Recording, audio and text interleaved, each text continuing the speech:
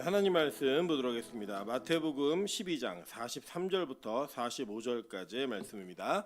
저와 여러분이 한 절씩 교독하고 마지막 절은 합독하도록 하겠습니다. 교독합니다. 더러운 귀신이 사람에게서 나갔을 때에 물 없는 곳으로 다니며 쉬기를 구하되 쉴 곳을 얻지 못하고 이에 이르되 내가 나온 내 집으로 돌아가리라 하고 와보니 그 집이 비고 청소되고 수리되었거늘 합독합니다. 이에 가서 저보다 더 악한 귀신 일곱을 데리고 들어가서 거하니 그 사람의 나중 형편이 전보다 더욱 심하게 되느니라. 이 악한 세대가 또한 이렇게 되리라. 아멘. 네, 우리 주변에 있는 분들에게 이렇게 한번 인사하도록 하겠습니다. 아침에 당신 얼굴을 보는 게 하루를 즐겁게 만들 것 같습니다. 네, 보통 이게 장사하시는 분들은 마수거리라 그래가지고 처음 손님이 어떤가를 따라 그날의 장사가 잘 될지 안 될지를 이렇게 예측하시고 합니다. 네, 우리 기독교인들은 뭐 처음 만난 사람이 어떻다 뭐 이런 걸로 하루가 결정된다라고 믿진 않지만 우리가 성도의 얼굴을 바라보면서 내가 기분 좋은 사람 또 만나면 행복한 사람의 만남을 통하여 여러분은 오늘 하루를 기대할 수 있는 은혜가 우리 가운데 있기를 주님의 이름으로 축원합니다. 네, 오늘은 마태복음 106번째 강의 시간입니다. 12장 43절부터 45절까지의 말씀을 가지고 귀신의 집이라는 제목으로 하나님 말씀 증거하도록 하겠습니다.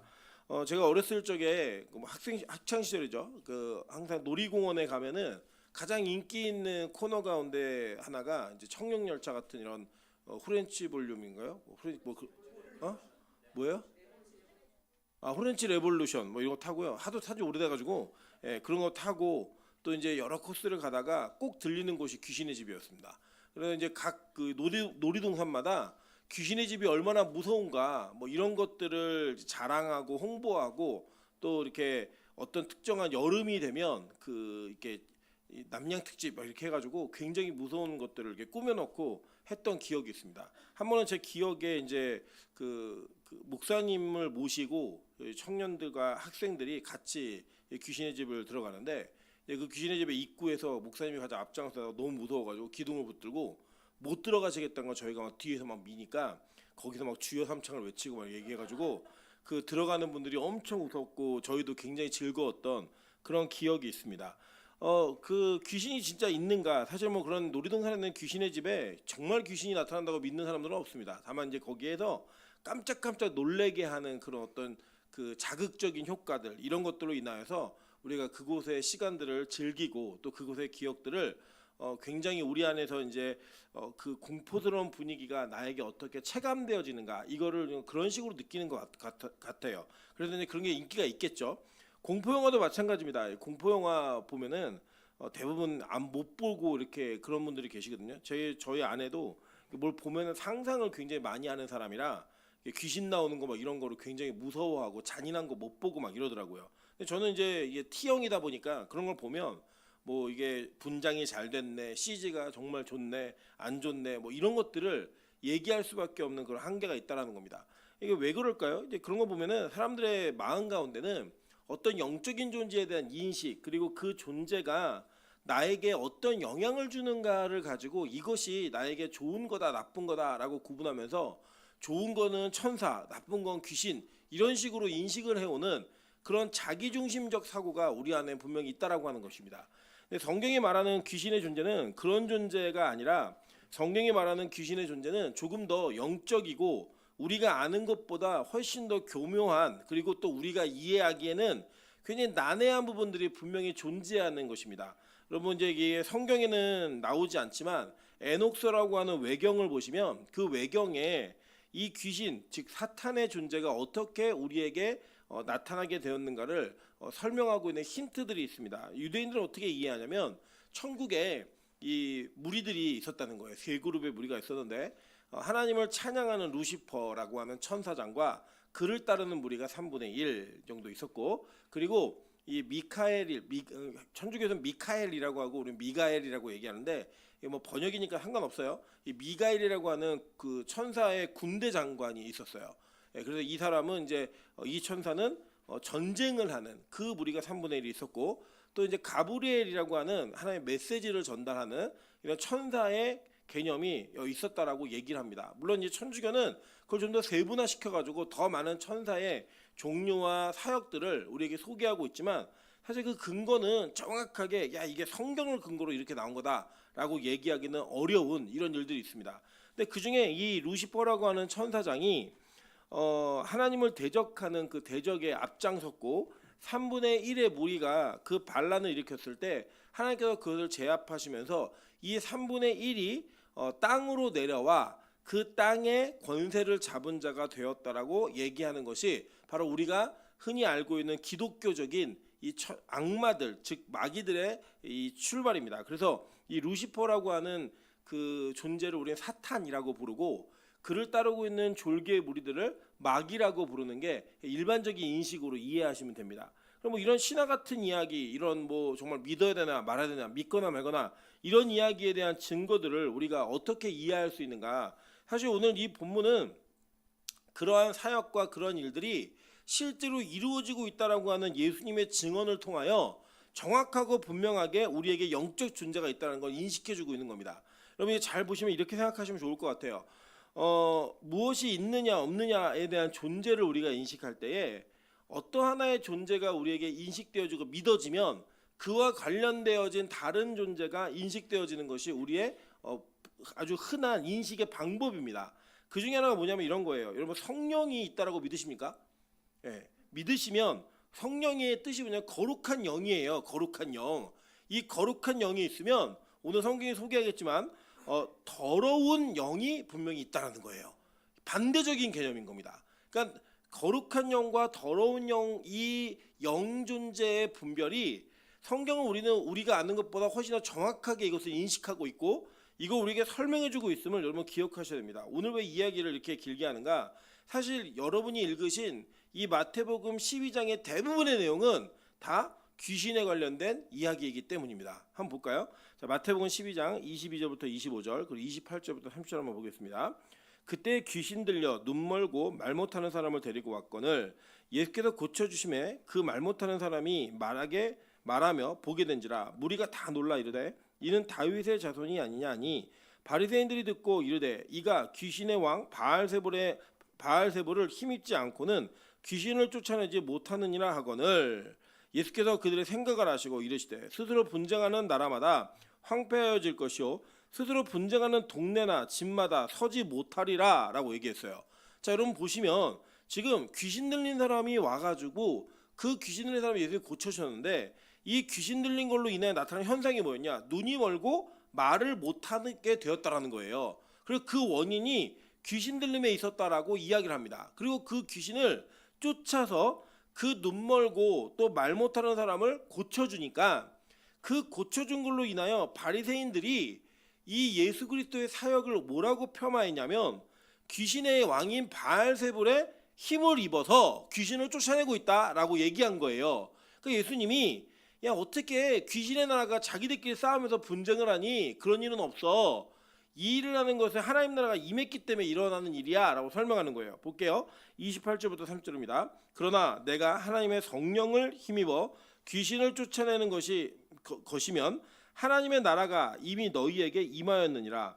사람이 먼저 강한 자를 결박하지 않고서야 어떻게 그 강한 자의 집에 들어가 그 세간을 강탈하겠느냐. 결박한 후에야 그 집을 강탈하리라. 나와 함께 아니하는 자는 나를 반대하는 자요 나와 함께 모으지 아니하는 자는 해치는 자니라 라고 얘기했어요. 자, 그러니까 지금 귀신 들려서 눈 멀고 말 못하는 사람을 예수님이 뭐 어떻게 표현하셨냐면 이 사람은 강한 자의 집에 있는 세간이야. 세간이 뭔지 아시죠? 살림이에요. 살림. 그러니까 그 귀신의 집에 그 있는 세간을 내가 가지고 오려면 그 강한 자를 결박해야지만 가지고 올 수 있는 거야. 그러니까 귀신의 나라가 서로 싸울 수는 없어. 성령을 힘입어서만 할 수 있는 일이야 라고 설명하시는 거죠. 논리적으로. 자, 그러니까 이게 무슨 내용이냐면 이 귀신 들린 사람은 어떤 존재냐면 그 마귀라고 하는 그 존재의 집의 세간이라는 거예요. 자, 예를 들면 우리 이런 게 있습니다. 우리 여성분들은 좀 공감하실 거예요. 우리 여성분들이 자기 집을 정리를 할 때, 자기의 방을 정리할 때 나름대로 정리하는 원칙이 있죠. 그죠? 원칙이 있다는 거예요. 제가 예전에 그 그 결혼 초기에 저는 결혼을 했으니까 우리 집에 손님이 더 많이 올 수 있겠다 그래갖고 제가 매일 정말 밥을 10인분씩 해가면서 정말 거짓말이 아니라 매일 저녁 에브리데이 10명 이상의 가까운 아이들을 집으로 데리고 와서 밥을 먹였습니다. 근데 저희 아내는 그때 당시에 이제 일을 하고 있으니까 그 일을 하고 오면은 저희 아내 표정이 항상 안 좋은 거예요. 그냥 안 좋으니까 이제 또 이제 10명이 오는 애들이 사모님이 먹을 게 많이 없어가지고 우리가 너무 많이 먹어서 싫어하시나 그래갖고 또 먹을 걸 많이 사들고 막 오는 거예요. 예, 그 중에 하나가 미나연 전사였습니다. 사들고 막 들어오면 저희 아내는 왜 싫었냐면 집에 와가지고 자기 세간을 만지는 게 싫은 거예요. 그러니까 설거지를 안 해서 안 하면 안 되겠다. 설거지 애들이 막 하면 그 나름대로 여성분들이 정리하는 방법이 있잖아요. 접시는 여기에, 뭐 그릇은 이쪽에, 국그릇은 이게 있는데 그거를 정리해 놓은 닦은 애들이 다 마음대로 노는 거예요. 마음대로. 그러니까 그게 막 화가 나는 겁니다. 그러니까 여러분 마찬가지잖아요. 여러분도 예를 들어 우리 집에 살림이 있는데 누가 와서 그 살림을 막 건들면 그게 좋아요, 싫어요? 싫잖아요. 여러분 시어머니가 해도 싫으시잖아요. 그게 이제 우리가 가지고 있는 기본적인 생각이라는 거예요. 왜냐? 그것은 나의 소유이고 나의 영역이라고 생각하기 때문이에요. 그걸 누가 와서 침범하고 건드는 것 자체를 우리 용납을 못하는 겁니다. 내 걸 왜 건드려? 그러니까 세간이라고 하는 이 표현의 의미는 뭐냐면 귀신의 완전된 소유라는 거예요. 그러니까 악한 마귀의 소유된 자가 누구였냐면 눈이 멀어서 말 못하는데 그 원인이 귀신 들린 사람. 이 사람이 악한 마귀의 소유였다라는 거예요. 이 내용이. 내가 그 소유를 건지려면 귀신을 먼저 성령에 힘입어 귀신을 먼저 묶어놓고 그 세간을 강탈해 와야 되지 않겠니? 라고 얘기했단 말입니다. 그러니까 예수님의 사역 가운데 이 땅에 오셔서 하신 사역이 어떤 내용이 들어있는 거냐면 악한 마귀의 소유된 자들을 그들의 생명을 건지기 위해 악한 마귀를 결박해놓고 그들의 소유되어진 세간을 가져온 그 예수님의 강탈이 있었다라는 거예요.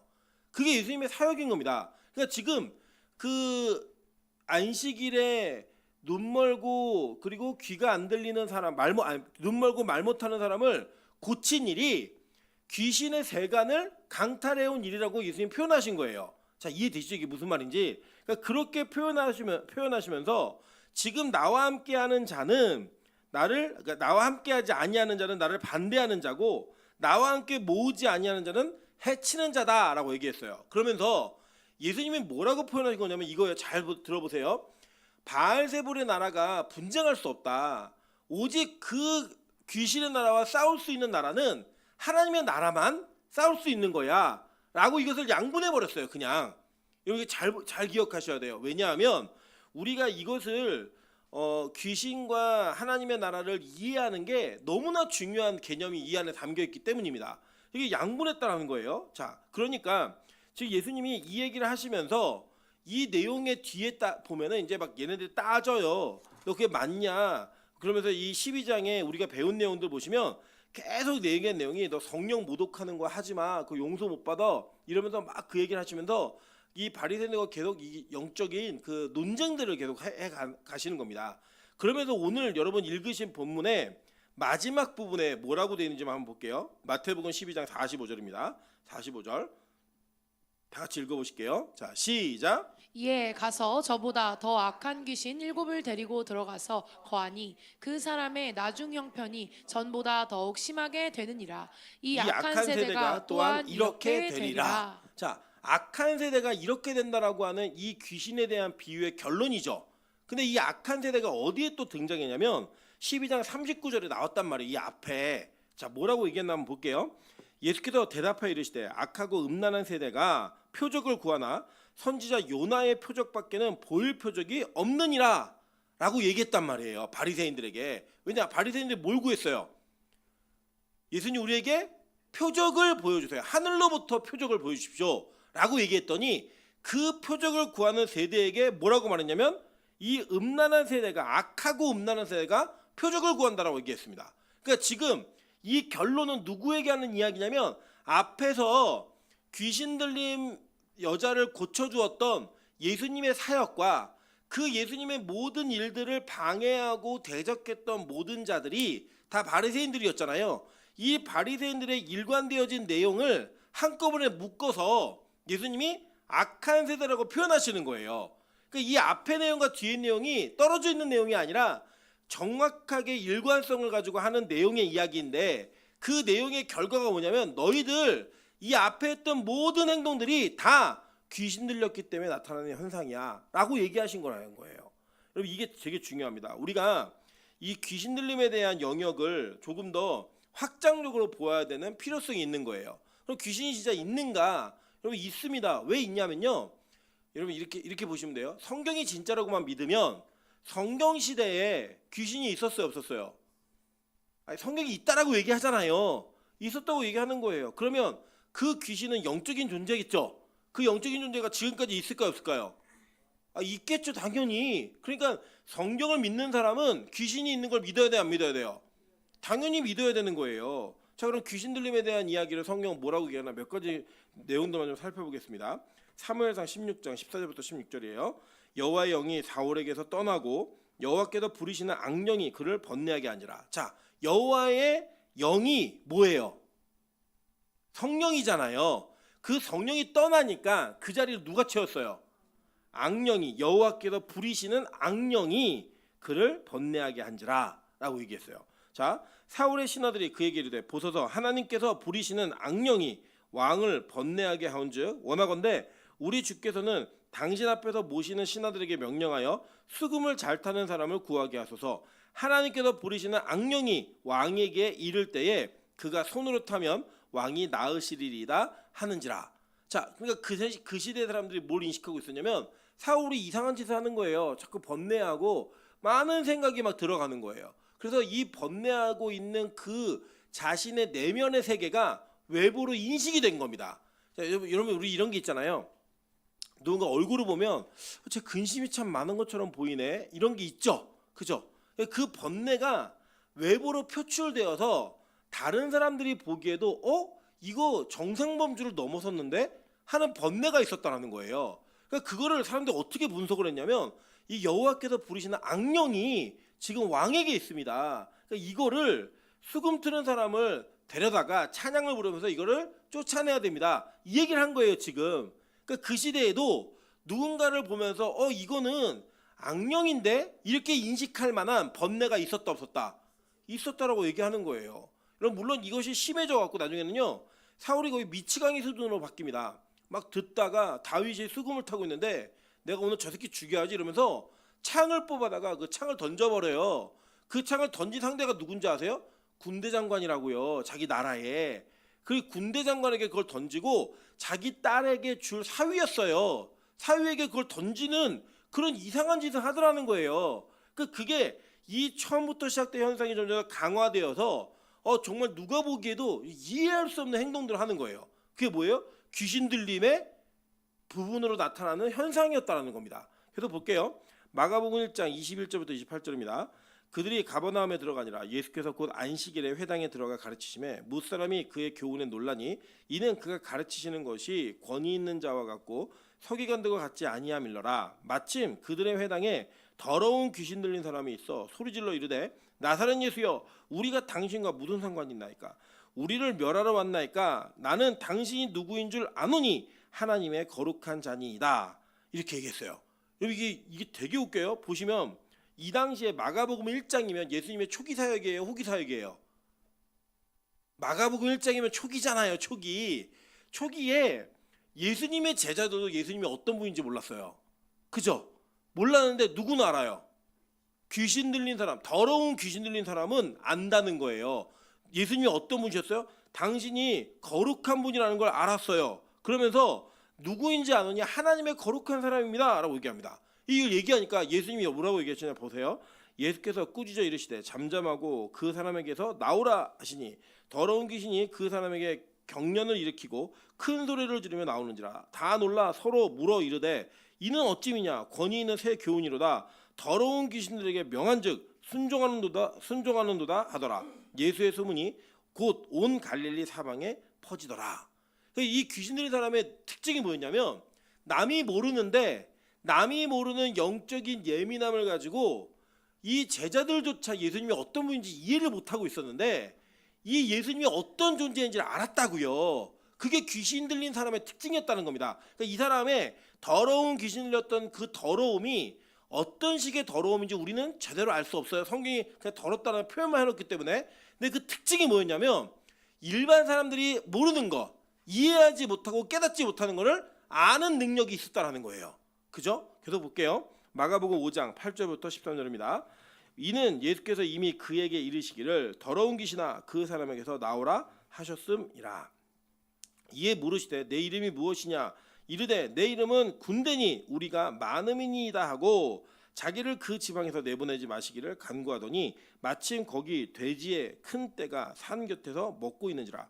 이에 간구하여 이르되 우리를 돼지에게로 보내어 들어가게 하소서 하니 허락하신대 더러운 귀신들이 나와서 돼지 떼에게로 들어가매 거의 2,000마리 되는 떼가 바다를 향하여 비탈로 내리다라 바다에서 몰살하거늘 라고 얘기했어요. 여러분 이게 보시면 지금 이 장면은 뭐냐면요, 귀신 들린 사람이 거라사 지방에 있었는데 이 거라사 지방에 귀신 들린 사람이 어느 정도의 수준이었냐면 그를 쇠사슬을 묶어놨는데 이거를 끊어냈어요. 사람들이 그걸 제어하지를 못하는 거예요. 이 사람 어디서 잤어요? 무덤에서 살았죠. 무덤에서 살면서 지금 여러분 이게 무덤, 그러니까 우리나라 봉분 있는 무덤이 아니고요, 이스라엘 무덤은 굴이에요. 굴. 이 굴에다가 시신을 놓고 그 시신들이 있는 굴 안에서 먹고 자고 하는 겁니다, 이 사람이. 근데 이 사람이 제어가 어느 정도 안 되냐면 이 팔을 쇠사슬로 고랑으로 채워놨는데 이걸 끊어내요. 그러니까 물리적으로 감당할 수 없는 힘을 지닌 사람이었던 거예요. 그런데 이 힘을 지니고 있는데 예수님께서 너 누구야? 라고 물었더니 내 이름이 뭐니? 라고 물으시니까 뭐라고 얘기해요? 나는 군대입니다. 이 군대마귀라고 하는 마귀가 여기서 등장하는 거예요. 이 군대마귀의 숫자가 어느 정도냐면 돼지 2,000마리가 이 물에 몰살할 정도. 여러분 돼지는요 원래 수영을 잘합니다. 여러분 그거 아시죠? 수영 선수들 가운데 흑인이 별로 없는 거 아시죠? 여러분 이게 종목마다 탈성이 중요한 종목에는 흑인이 다 잘해요. 뭐 농구, 뭐 달리기 이런 거 흑인이 다 잘합니다. 근데 이 집중력이 필요한 거, 양궁이나 뭐 사격 이런 데 흑인 선수가 별로 없어요. 그리고 또 없는 영역이 어디냐면 이 수영이에요. 수영. 왜 그러냐면요, 수영은요 근육이 많은 사람은 잘 안 뜹니다, 물에. 누가 뜨냐? 저 같은 사람이 물에 들어가서 누워 있으면 떠요, 그냥. 왜냐면 비계가 많은 사람들은 뜬단 말이에요. 돼지는요 그냥 물에 들어가면요 자동으로 뜹니다. 예, 근데 이 돼지떼가 귀신이 그 돼지떼가 들어가니까요 얘네가 파밍이라고 그러죠. 다 그냥 물에 들어가가지고 2,000마리가 한꺼번에 죽어버린 거예요. 이 귀신이 얼마나 큰 귀신이었고 센 귀신이었는지를 얘기를 하죠. 그러니까 귀신 들린 사람 중에는 그런 능력으로 나타나는 사람도 있더라는 거예요. 여러분 저는 이게 정말 경험했던 일인데 그 귀신 들린 그 분이 막 귀신 내어 쫓는 그런 현장에 제가 이제 있었는데요. 교회에서 막 이렇게 의자 밀어놓고 저희 어머니랑 다 예배드리는 분들이 이렇게 동그랗게 앉아서 막 귀신 들린 사람을 내쫓는데요. 쥐 아시죠? 쥐가 들어와가지고 그 사람들 옆에 오는 거예요. 쥐가. 근데 보통 여러분 쥐가요 사람을 보면 어떻게 해요? 도망갑니다. 기본적으로 쥐가 안 도망가요.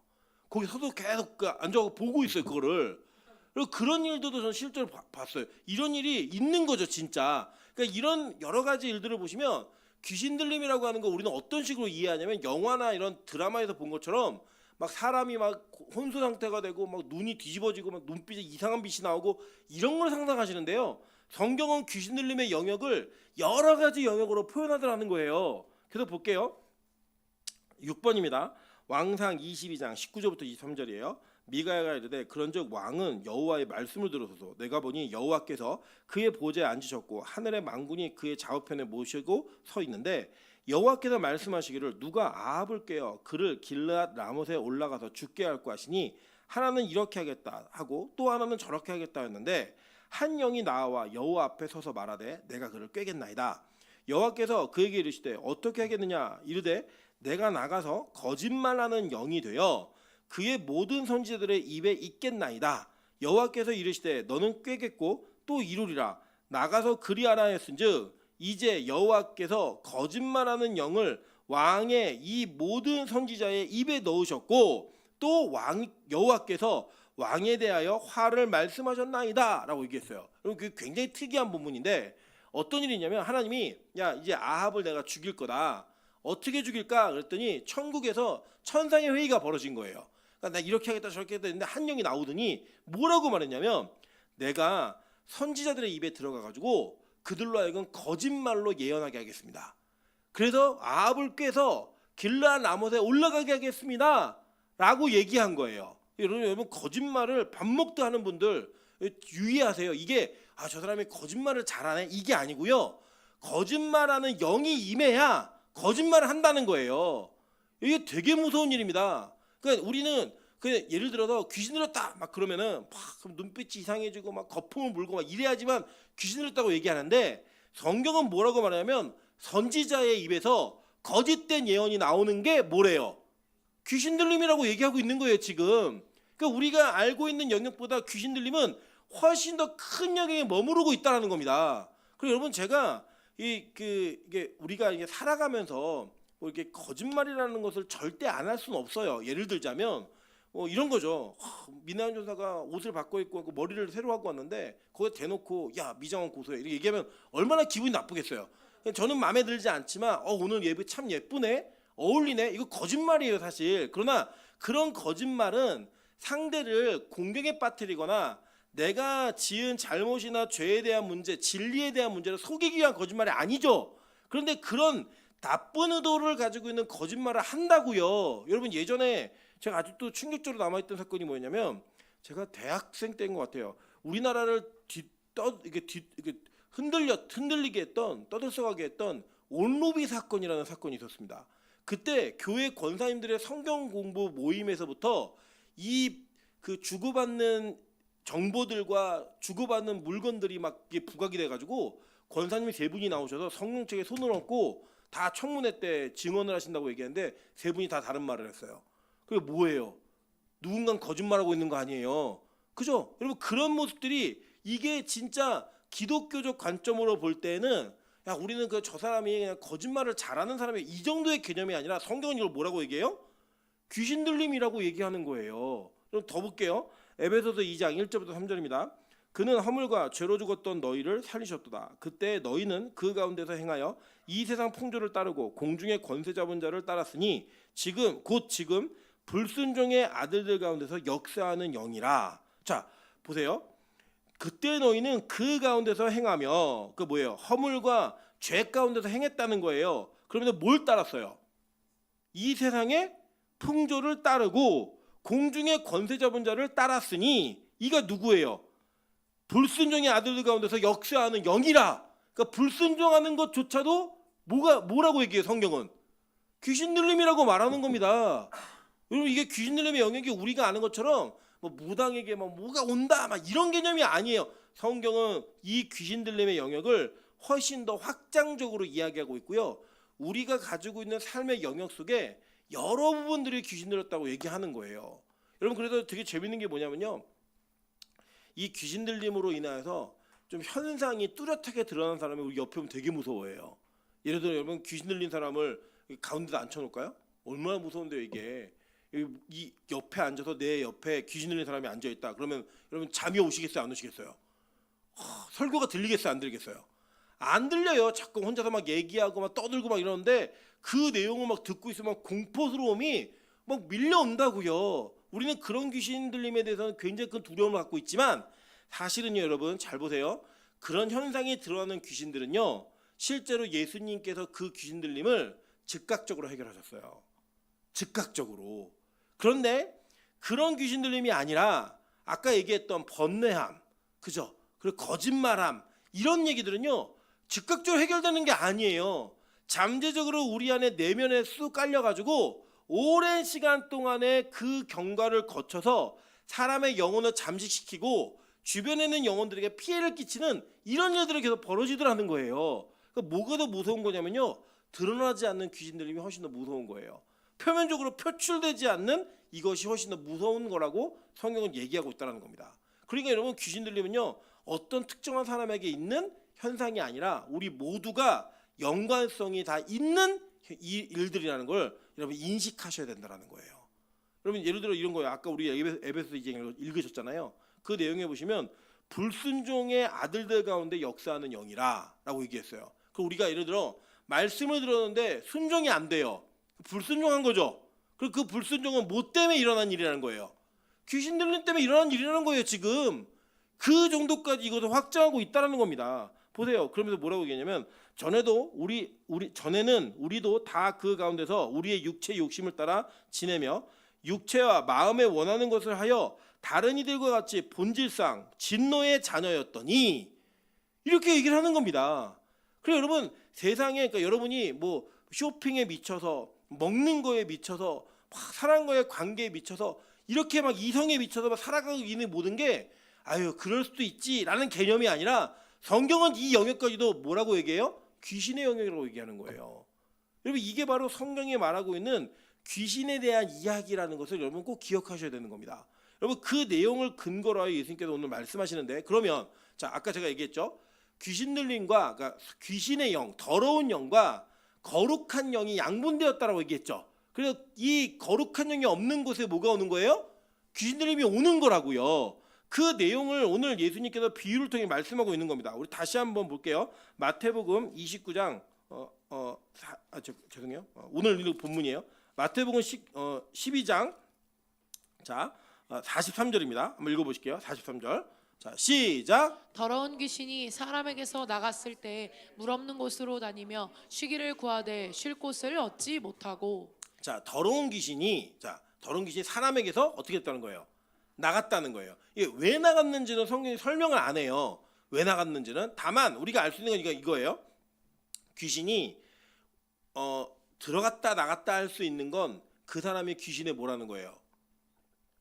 예? 그죠. 세간이라는 거예요. 예, 소유라는 거예요. 귀신에. 그러니까 여러분 제가 마음껏 드나들 수 있는 집이 어디예요? 우리 집이잖아요. 여러분 마찬가지예요. 다 여러분 마음껏 드나들 수 있는 집은 어디예요? 우리 집이라고요. 그러니까 지금 귀신이 나갔다 들어왔다 하죠. 예, 나갔다가 나중에 친구들 데리고 들어가요. 그래서 이 사람은 뭐라는 거? 귀신의 소유물이라는 거예요. 그러니까 우리가 뭐냐면 귀신의 장난감들이 있어요. 뭐냐? 귀신이 원하는 대로 시키는 대로 그걸 다 순종하며 가는 사람들이 있는 거예요. 원하면 언제든지 가지고 놀 수 있는 귀신이 나갔다 들어왔다 하는 사람인데 자 나갔을 때 어딜 다녀요? 물 없는 곳으로 갔다라고 얘기해요. 그러면 물 있는 곳은 어디냐? 물 있는 곳은 한번 성경을 근거로 한번 볼게요. 요한복음 4장 13절부터 14절입니다. 예수께서 대답하여 이르시되 이 물을 마시는 자마다 다시 목마르려니와 내가 주는 물을 마시는 자는 영원히 목마르지 아니하리니 내가 주는 물은 그 속에서 영생하도록 솟아나는 샘물이 되리라 라고 얘기했어요. 자 계속 볼게요. 요한복음 7장 37절부터 39절입니다. 명절 끝날 곧 큰 날에 예수께서 서서 외쳐 이르시되 누구든지 목마르거든 내게로 와서 마시라. 나를 믿는 자는 성경에 이른 것 같이 그 배에서 생수의 강이 흘러나오리라 하시니 이는 그를 믿는 자들이 받을 성령을 가리켜 말씀하신 것이라. 예수께서 아직 영광을 받지 아니하셨으므로 성령이 아직 그들에게 계시지 아니하시더라 라고 얘기했어요. 자 이렇게 보시면 예수님께서 영광을 받으셨다라고 하는 건 십자가 사건이죠. 그 십자가 사건 이후에 승천하시고 나서 우리에게 대신 오신 보혜사가 누구예요? 성령이셨잖아요. 그 성령은 보혜사, 우리의 보디가드죠. 우리 옆에 우리 안에 내주하시는 분이라고요. 그 내주하심이 일어나는 것을 지금 예수님이 뭐라고 말씀하셨냐면 나를 믿는 자는 그 배에서 뭐가 나온다는 거예요? 생수의 강이 흘러나온다는 거예요. 그죠? 그러니까 이 생수의 강이 흘러나오는 자들, 배에서부터 생수의 강이 나오는 자들은 어떤 자들이에요? 예수를 믿음으로 말미암아 성령이 내주하는 사람들인 거예요. 그러니까 물이 없는 곳과 물이 있는 곳 이거는 단지 물리적으로 건조한 거, 뭐 마른 거 이걸 얘기하는 게 아니라 뭘 말하는 거냐면 물이 있는 곳은 뭐예요? 성령이 계시는 곳. 물이 없는 곳은요? 성령의 부재, 하나님이 안 계신 곳. 이거를 죄라고 얘기한다고요. 성경은 그 죄의 영역들 그곳을 구분하고 있는 겁니다. 그러니까 귀신이 나가가지고 어딜 다니는 거예요? 물 없는 곳을 찾아다니는 거예요. 자, 찾아다니다가 쉴 곳을 얻지 못했다라고 얘기합니다. 자, 보세요. 왜 그러냐면 지금 예수님이 이 비유를 얘기하시는 것은 귀신이 사람에게서 나왔는데 물 없는 곳을 찾아서 다녔다는 건 뭐냐면 또 내가 들어갈 곳이 있나 없나 찾아다닌 거예요. 근데 지금 예수님이 연속적으로 우리 지난 시간에 배우셨죠? 비기스트 지저스 배우셨잖아요. 예수님 내가 성전보다 더 큰이다라고 얘기했죠. 그 다음에 내가 요나보다 더 큰이다, 내가 솔로몬보다 더 큰이다라고 얘기하면서 예수님이 율법을 넘어서는, 그죠? 그리고 이 부활과 회개를 이야기하는, 그리고 지혜에 대한 본질적 이야기하는 이 사역을 하고 계시잖아요 지금. 그 귀신이 갈 데가 없는 거예요. 갈 데가 없으니까 이 귀신이 원래 있던 자들에게로 가는 겁니다. 가가지고 그 원래 있던 그 집에 돌아가니까 어떤 일이 벌어졌냐, 그 집이 비어 있고 그리고 청소가 되고 수리가 된 거예요. 잘 보세요. 그러니까 지금 자, 아까 우리가 기억하시는 걸 잘 보시면, 아까 이 그 귀신 들린 사람을 고쳤을 때 예수님이 세간을 늑탈했다고 얘기했죠. 세간을 강탈해 온 거예요. 그거는 그러니까 강탈해 오니까 그 집이 어떻게 된 거예요? 지금 비어 있는 거잖아요. 이제 강탈해 오니까 비어 있는 거예요. 근데 그 비어 있는 집에 뭐가 없는 거예요 지금. 이 귀신이 어딜 찾아다녀요 지금? 물이 없는 곳을 찾아다니잖아요. 비었는데 물이 없어요. 그러니까 성령이 없으니까, 채워지지 않아 있으니까 여기 집이 청소가 되고 아무것도 없네. 야 그러면 너희들 같이 오자라고 해서 더 더럽고 악한 귀신 7을 데리고 들어가는 거예요. 이게 뭐예요? 군대 귀신이 되는 거라고 지금 이게. 지금 이 과정을 우리에게 설명해주고 있는 겁니다. 이 내용이. 그러니까 귀신의 존재가 어떤 존재인지를 얘기하는 거예요. 여러분 보세요. 물 없는 곳이 어떤 의미냐면요. 시편 63편, 이거 제 오타예요. 63편 1절과 2절입니다. 하나님이여 주는 나의 하나님이시라. 내가 간절히 주를 찾되 물이 없어 마르고 황폐한 땅에서 내 영혼이 주를 갈망하며 내 육체가 주를 앙모하나이다. 내가 주의 권능과 영광을 보기 위하여 이와 같이 성소에서 주를 바라보았나이다 라고 얘기해요. 그러니까 물 없는 곳과 이 물 없는 이 갈증을 뭐라고 표현했냐면, 내 영혼이 주님을 찾았는데 못 만났다는 거예요. 그죠? 그러니까 못 만나니까 내가 그 육체까지도 주를 앙모하는 목마름이 있습니다. 그 땅이 어디냐? 마르고 황폐한 땅이었어요. 물이 없어가지고. 그래서 이 사람이 찾아간 곳이 어디예요? 내가 주의 권능과 영광을 보기 위하여. 어딜 찾아가요? 성소. 이게 다윗의 시예요. 성소. 그럼 어디예요 여기가? 성전이야. 다윗의 장막. 성전을 찾아간 거예요. 그러니까 물이 없는 자가 구약에서도 물 있는 곳으로 가기 위해, 자신의 갈증을 해결하기 위해 간 곳이 어디다? 성소. 거룩한 예배 장소였다고요. 그걸 찾아가는 거예요. 자, 예수님 그 예레미야가 이 나라가 망할 걸 예언했잖아요. 망함을 예언하면서 이렇게 얘기합니다. 내 백성이, 예레미야 2장 13절이에요. 내 백성이 두 가지 악을 행하였나니 곧 그들이 생수의 근원되는 나를 버린 것과 스스로 웅덩이를 판 것인데 그것은 그 물을 가두지 못할 터진 웅덩이들이니라. 웅덩이를 많이 만들어놨어요. 근데 거기 뭐가 안 채워진다는 거예요? 물이 없다는 거예요. 근데 그게 죄라는 거예요. 그리고 뭘 버렸어요? 오히려 생수. 그러니까 아예 그냥 물이 나오는 거죠. 그냥 반석에서 터지는 물처럼 생수가 나오는 걸 버리고, 아니 나는 그거 싫어, 내가 내 힘으로 마련할 거야. 웅덩이를 팠는데 거기 뭐가 없대요? 물이 없다는 거예요. 이게 뭐예요? 율법주의를 얘기하는 거라고요. 자기의 열심을, 그 열심으로 뭔가를 했는데 그 물들은 다 가두면서 터진 웅덩이들이라는 거예요. 그러니까 물이 있음과 물이 없음의 차이가 지금 뭔지 구약이 보여주고 있죠. 예수 그리스도의 부재, 자기의 열심, 그러니까 간절히 주를 찾았는데 없는 거예요. 마르고 황폐한 땅에 물이 없어서. 그래서 이 사람이 결국엔 어디로 가요? 은혜의 장소인 성소로 가잖아요. 다윗이. 그때 그가 갈증을 해결했다고 얘기하는 겁니다. 시편 63편은. 그 뒤에 예레미야는 니들이 지은 죄를 내가 얘기해 줄게 라고 말하면서 생수에 근원되어진 예수를 버리고 니들의 열심으로 웅덩이를 팠는데 그 웅덩이는 물을 모을 수 없는 웅덩이야. 그죠? 그 자기의 열심과 노력으로 무언가를 얻을 수 없다라는 걸 계속 얘기하면서 그것을 뭐라고 얘기하냐? 물 없는 곳, 그리고 황폐해진 웅덩이, 이걸 얘기하는 거예요. 그러면 지금 보세요. 지금 예수님이 마태복음 12장에서 안식일에 밀을 잘라 먹었던 제자들을 바라보면서 야, 네 제자들은 왜 안식일 안 지켜? 이거 얘기했죠. 그때 예수님 뭐라고 계셨어요? 내가 성령보다 더 크냐? 나 율법 위에 있어. 율법을 지켜야지. 안식일에 손 많은 사람들의, 손 많은 여자의 병을 고쳤죠. 그래서 뭐라고 얘기해요?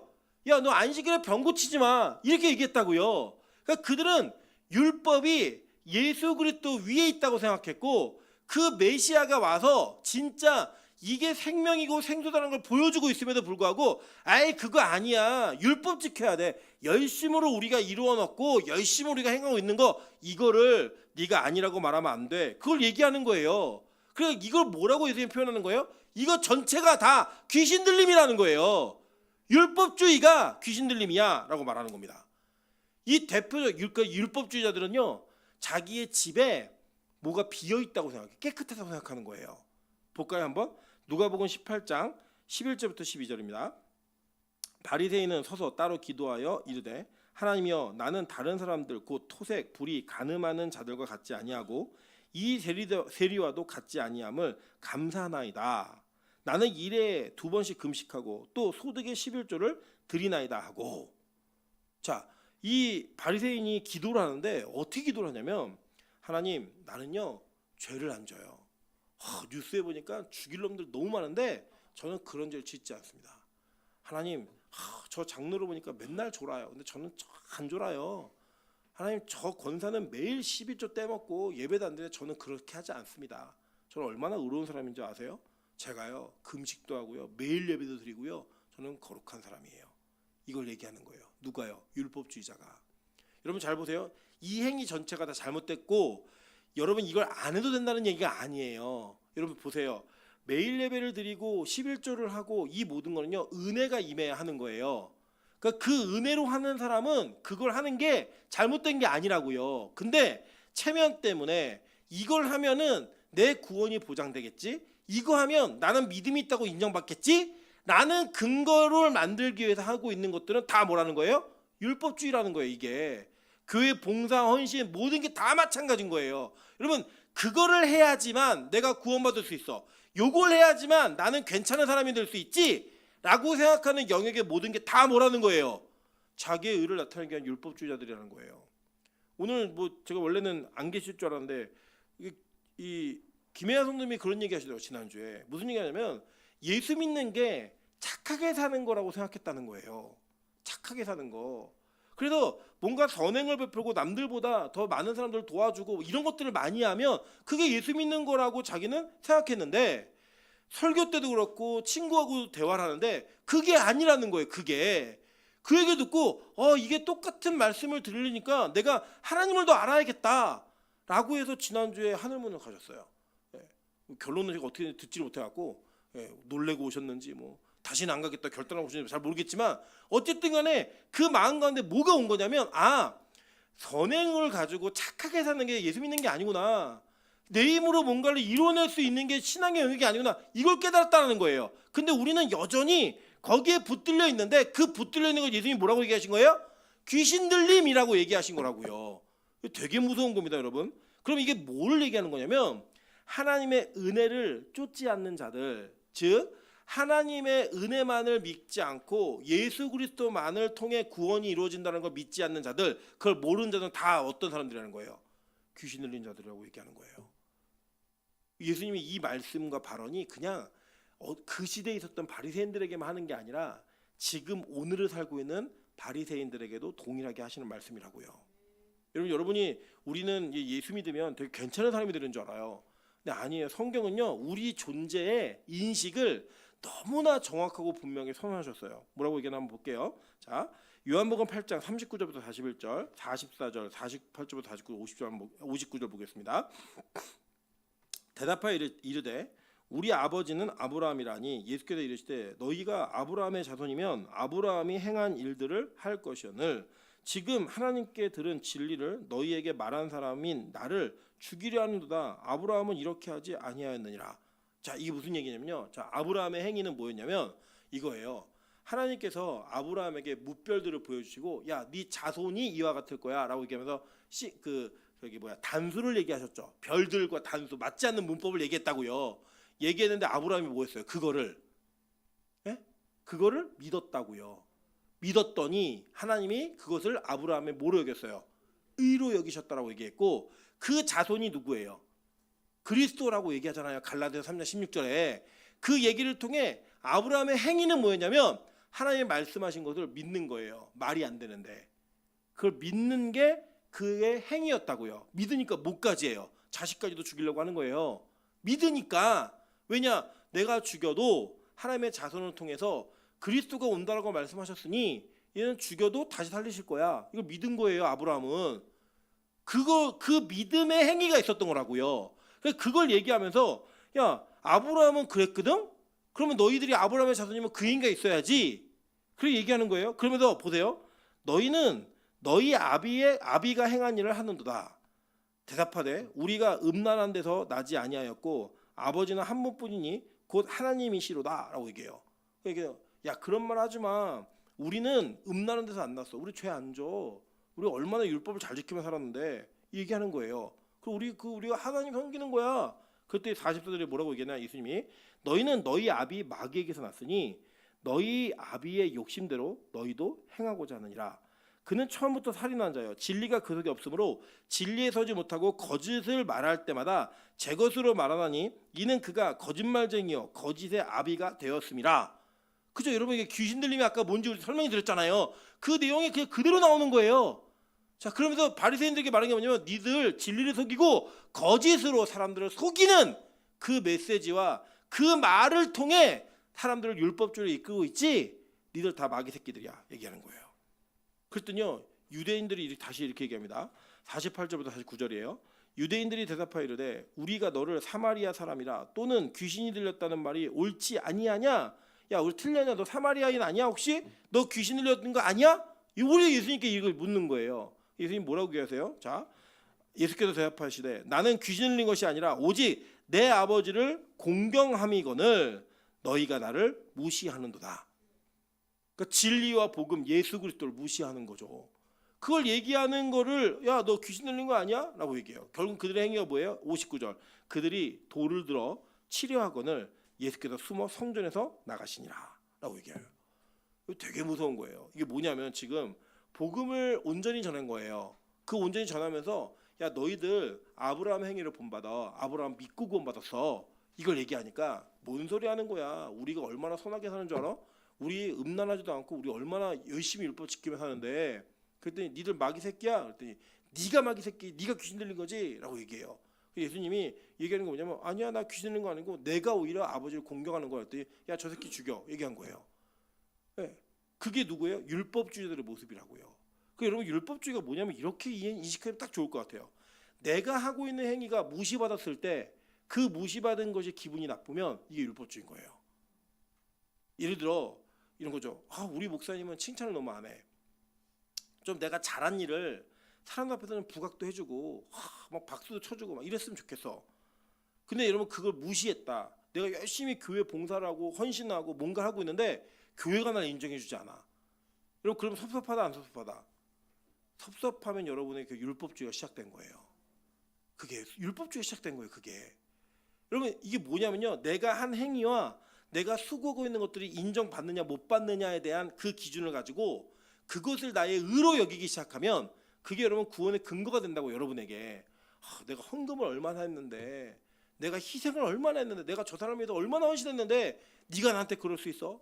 그리고 하나님 이 정도 열심히 하는 거 보면 나 구원시켜줘야죠. 내가 매일 예배를 드리고 있잖아요. 내가 이렇게 열심히 하고 있죠. 그게 여러분의 근거가 되잖아요. 다 그게 율법주의라는 거예요. 그 율법주의가 아닌 은혜는 뭐냐? 이 종이 한 장 차이인데요. 똑같은 행위를 해요. 그게 똑같은 행위 하는데 그 기뻐서 하는 거예요. 감사해서 하는 거라고요. 그리고 그게 이어져야지만 그게 은혜인 거예요. 그러니까 은혜가 율법주의로 가는 게 어려워요, 쉬워요? 엄청 쉬워요. 성경을 뭐라고 얘기냐면 바울이 갈라디아 교회에게 야 니들 성령으로 시작했는데 왜 육체를 쫓아서 마치려고 하니? 묻잖아요. 성령으로 예배드리기 시작했고 성령으로 기뻐했고 성령으로 함께 모여서 하나님 말씀 나누기 좋아했는데 왜 너희들 육체로 끝내? 육체의 자랑이 된 거예요. 그게 야 내가 얼마나 열심히 기도하는 줄 알아? 내가 얼마나 열심히 헌신하는 줄 알아? 그게 육체 자랑이 돼버린 거라고요. 여러분 이런 일들이 우리는 벌어지고 있는 거예요. 그게 우리의 구원의 근거를 그렇게 삼고 있다고요. 그래 여러분 되게 재밌는 게 뭐냐면요. 주일날 예배를 한번 드리는 것을 통해 안 빠지면 이번 주는 내가 잘 살았구나. 내가 성공했구나. 나는 그렇게 살고 있으니 나는 구원받는 백성이겠구나. 되게 많아요. 진짜 많아요. 심지어는요. 너 구원받았니? 네. 왜? 저 목사 아들이에요. 저 장로 아들이에요. 자기가 가지고 있는 직분과 자기의 가문에 있는 직분이 자기의 구원을 확증한다고 믿는다고요. 그게 뭐예요? 율법주의라고요. 여러분 우리 아버지가 얼마나 헌신했는 줄 알아? 우리 어머니가 얼마나 희생했는 줄 알아? 내가 얼마나 헌신하고 있는데 그게 여러분의 구원의 근거가 된다? 다 율법주의인 거예요. 내가 어려운 사람을 돕는 거 보니까 내가 구원받은 사람이네. 여러분 이게 틀린 말도 될 수 있고 맞는 말도 될 수 있어요. 도왔기 때문에 구원받는다고 생각하면 율법주의예요. 근데 나는 도울 수 없는 사람인데 내가 이거 하고 있네? 그러다 구원받은 사람이네? 이건 뭐예요? 이거 은혜라고요. 난 예배 드릴 수 없는 사람인데 예배를 드리고 있어요. 이거 뭐예요? 은혜. 근데 내가 예배를 드렸으니까 나는 구원받아. 이게 뭐예요? 율법주의라고요. 이게 뭐예요? 귀신 들림이라는 거예요. 귀신 들림. 그래 이거를 강조해 준다고요. 강조. 여러분 제가 뭐 평소에 그렇게 이렇게 싫어하진 않는데 또 메시지 듣고 너무 힘들었어요. 왜 힘들었냐면 이런 거예요. 여러분 잘 준비하면 하나님이 사용하십니다. 잘 준비하세요. 그 준비하는 것을 통해 하나님이 일하시니까 여러분 최선을 다해 준비하시면 반드시 하나님이 사용하십니다 라고 얘기를 하면 다 맞는다고 느껴지시죠? 그게 뭐예요? 율법주의라고요. 내가 뭔가를 준비해 놓으면 하나님이 나를 사용해 주실 거야. 내가 준비한 게 얼마나 귀한 건데. 그게 뭐예요? 여러분이 파는 웅덩이잖아요. 여러분 거꾸로 이해하세요. 예를 들어 이런 거예요. 갑자기 공부가 되기 시작하는 거예요. 공부가. 나는 공부할 사람이 아닌데 막 공부를 해요. 내가 막 전교 1등을 하고 전국 막 수익권에 올라가요. 하나님이 그를 공부를 통해 사용하시기 원하셔서 그 은혜를 주시는 거라고요. 그럼 예를 들어 우리 자녀가 공부를 안 해요. 찬소가 공부를 안 해요. 찬소가 이렇게 수학을 못한다라고 선생님이 상담하면서 얘기를 하셨어요. 저는 그래서 찬소에게 너 앉아, 더해, 빼, 곱해, 나눠 이거 안 해요. 하나님이 그 아이에게 수학자가 될 은혜를 주지 않은 거예요. 그 아이가 가지고 있는 장점이 따로 있겠죠. 하나님 사용하시면 어느 날 걔가 지금 요새는 뭐에 미쳐 있냐면 레고에 미쳐 있어요. 아주 그냥 레고를 사기만 하면 레고를 이렇게 맞춰요. 레고를. 그걸 통해서 뭐라도 하시겠죠. 지는 죽어도 목사가 되겠대요. 자기는. 저는 뭐 동의는 하지 않지만 만약에 진짜 찬수가 그렇게 된다고 하면 저는 제가 가지고 있는 성경의 모든 노하우를 다 알려줄 거예요. 진짜 다 알려줄 거예요. 근데 그게 제 마음대로 되는 게 아니잖아요. 그 아이가 내년에는 뭘로 바뀔지 모르잖아요. 원래 찬이도 목사가 된다고 얘기했어요. 근데 지금 아이돌이에요. 자기는 목사는 그만하겠대요. 주변에 목사가 너무 많아서 자기 아이돌을 해야겠대요. 그게 변해요. 근데 그 아이가 보니까 춤이 이상해요. 아이도 되게 힘들어요. 그게 자기가 하나님의 은혜를 주시면 그 아이가 무언가를 할 수 있는 그 열심과 그 노력을 하나님이 부어주시는 거예요. 이해되세요? 무슨 말인지? 그건 은혜라고요. 근데 우리 기독교는 지금 현재 한국 기독교는요. 자기 강화의 복음을 너무 전해요. 네가 준비해라. 네가 열심히 해라. 네가 최선을 다해라. 그럼 하나님이 그 최선 가운데 일하신다. 이거 율법주의라고요, 여러분. 진짜 은혜는 뭐냐면 나는 그걸 할 사람이 아닌데 은혜가 임하는 거예요. 예를 들면 이런 거예요, 여러분. 저는요. 책을 읽을 사람이 아니에요. 저는 책 읽는 거를 그렇게 좋아하지 않아요. 근데 저는 어렸을 적에 부모님이 항상 안 계시니까 어머니는 매일 예배 드려가지고 아버님 출근하시니까 집에서 혼자 할 게 없는 거예요. 저희 동생은 그렇게 엄마를 쫓아다녔어요. 울면서 자기는 무조건 따라간다고. 그리고 얘는 맨날 울며 쫓아다녀요. 근데 저는 집돌이여가지고 나가는 걸 싫어해요. 그러니까 제가 결혼 생활을 10년 했는데 부인하고 산책을 해본 적이 한 번도 없어요. 그냥 저희 다 집에 있어요. 그냥 그 집에 있는데 집에 있는 시간 동안에 예전에 여러분 기억나시겠지만 지금은 TV가 24시간 하잖아요. 그때는 5시가 돼야 시작이에요. 학교에 일찍 오면 할 게 없는 거 할 게 뭐 했을까요? 책을 보기 시작했어요. 하나님 은혜예요. 제 MBTI 기질이나 제가 가지고 있는 성향으로는 저 책을 좋아하는 사람이 아니라고요. 근데 그 책을 읽는 게 저에게 습관이 된 거예요. 지금도 밤에 새벽에 1시, 2시, 3시까지 잠이 안 오면 제가 뭐 할까요? 책을 봐요. 지금 이제 책도 보고 인터넷으로 막 정보도 막 읽어요. 계속. 왜 그걸 할까요? 하나님이 저를 성경을 연구하는 사람으로 세우시기 위해서 저에게 그런 은혜를 주신 거예요. 제 기질은 그게 아닌데 그러니까 이거는 제 게 아니라고요. 누구 거예요? 하나님 거라고요. 그리고 그게 여러분 고백되어질 때 이걸 은혜라고 표현하는 거예요. 근데 만약에 제가 내가 잠을 안 자고 책을 이렇게 많이 열심히 읽었더니 제가 다른 사람 모르는 건 나는 안다? 이거 얘기하는 순간 이게 뭐예요? 율법주의라고요. 그걸 성경은 뭐라고 표현했냐면 귀신 들림이라고 표현했어요. 네. 그래서 여러분 잘 이해하세요.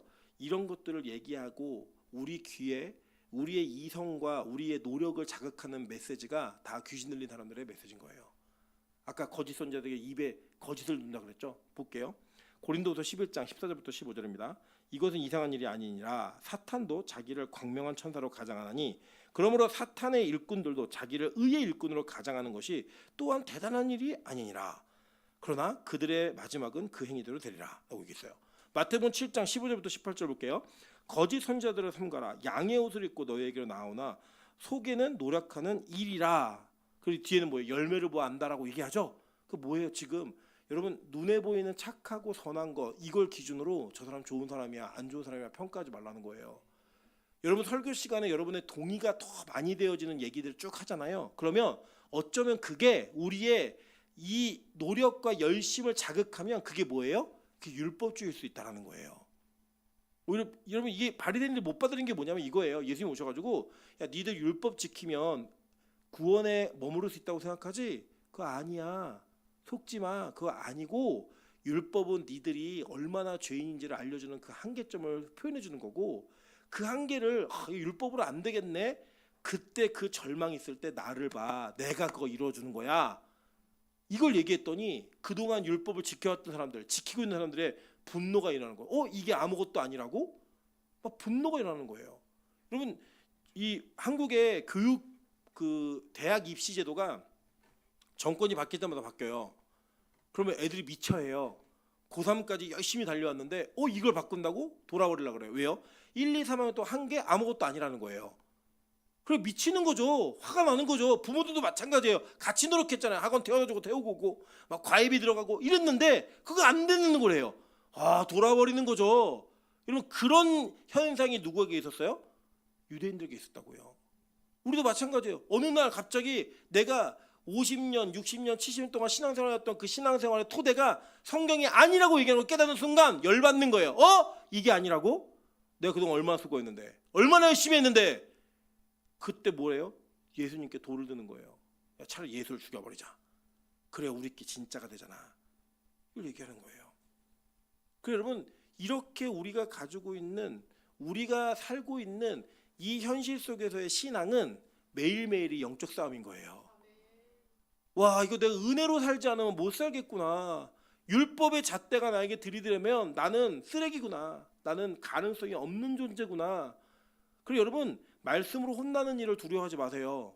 말씀으로 여러분의 한계가 발각되는 일을 두려워하지 마세요. 왜 나한테 저렇게 얘기하지? 나를 염두에 두고 저렇게 말하는구나. 여러분 그 얼마나 복이에요. 그 염두에서 말해서 너 아니라고 얘기해주고 그 한계가 유한하니까 그걸 넘어서야지만 구원이 있다라고 얘기해서 그 넘어서는 그 경계선에 예수 그리스도를 소개하는데요. 얼마나 큰 복이에요. 여러분 그게 바로 복음이라고요. 그게 복음. 여러분 보세요. 이 사탄의 일꾼들도 의의 일꾼으로 가장했죠 자기를. 그죠? 그리고 이리들이 뭘 했어요? 양의 옷을 입었다고요. 옷을 입고 그들을 노략질했다라고 성경은 얘기합니다. 그 행위의 결과 그들의 결론이 뭔지 아세요? 자 보세요. 계시록 20장 마지막 13절부터 15절입니다. 18번이에요. 간지에 다 같이 한번 읽어보겠습니다. 시작. 바다가 그 가운데서 죽은 자들을 내주고 또 사망과 음부도 그 가운데서 죽은 자들을 내주매 각 사람이 자기의 행위대로 심판을 받고 사망과 음부로 불못에 던져지니 이것은 둘째 사망 곧 불못이라. 누구든지 생명책에 기록되지 못한 자는 불못에 던져지더라. 자 여기 얼마나 큰 복음의 승리였나 한번 볼게요. 자 지금 쭉 얘기한 게 뭐냐면 내 행위로 구원을 얻는다는 사람들이 율법주의자였죠. 그죠? 근데 성경이 뭐라고 하냐면 마지막 심판 때에 행위대로 심판한대요. 그 행위대로 심판해서 그 행위를 근거로 너는 불못에 던질 자들이야 얘기하는 거예요. 그러면 마지막 심판 때 앞에는 책 두 종류가 있다고 얘기했죠. 행위들을 기록한 책들과 그죠? 생명책이 있어요. 그러면 행위들을 기록한 책들을 펼쳐서 다 뒤집어내면 무슨 일이 벌어진다는 거예요? 자 보세요. 둘째 사망 곧 불못이라. 그죠? 누구든지 생명책에 기록되지 못한 자는 불못에 던져지니라. 그러면 생명책에 기록된 여기 행위가 기록된 책으로는 다 어디 간다는 거예요? 다 불못에 던져지는 자들이 된다는 거예요. 우리 행위가. 그러니까 행위대로 기록된 책들의 좋은 행위가 많이 기록된 사람은 천국 간다라고 얘기 안 했죠. 그죠? 그리고 구원받을 근거는 딱 하나였어요. 뭐예요? 생명책에 기록된 자만이 구원받는다는 거예요. 그리고 우리의 행위가 기록된 책에는 저나 여러분이나 죄를 조금 지은 사람이나 많이 지은 사람이나 몇 년을 살았든 어느 시대에 살았든 모든 사람들이 다 뭐예요? 지옥이라는 거예요. 유일하게 구원받는 방식은, 유일하게 구원받는 방법은 생명책에 기록되어야지만 구원받는다는 거예요. 그럼 누구 붙들어야 돼요? 예수 외에는 소망이 없는 거예요. 이거 아닌 다른 걸 전하는 건 다 거짓 복음이고요. 다 귀신 들린 사람들이라고요. 그리고 여러분 제가 여쭤볼게요.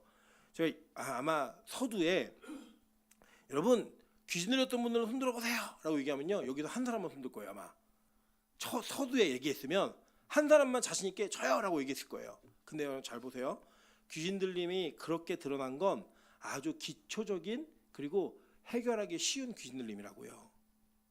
그러면 오늘 이 설교를 다 듣고 나면 여러분이 어떤 존재냐면요, 여러분이 귀신의 집이에요. 우리가 귀신의 집이라고요.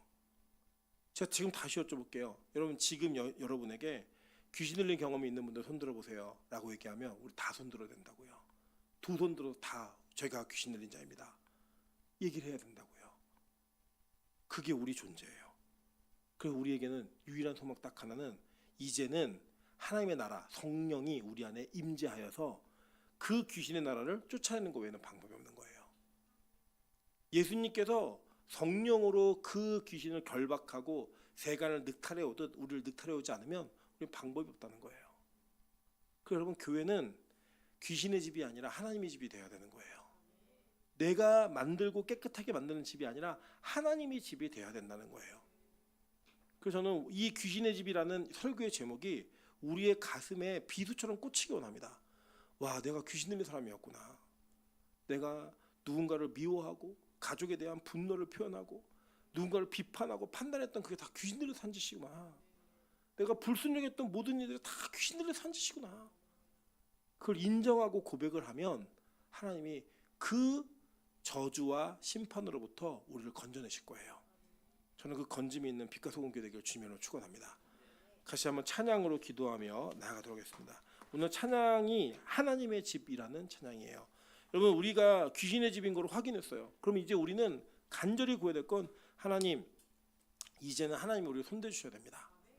우리를 하나님의 집으로 삼아 주셔야 됩니다. 그게 뭐예요? 하나님의 집이 성전이고요, 하나님의 집이 바로 교회인 거예요. 여러분이 하나님의 성전이라고 얘기하잖아요. 그 하나님의 성전이 되어가는 은혜가 있길 소망합니다. 하나님 이번 특별 집회 가운데 내가 구석구석에 하나님의 만져짐을 통하여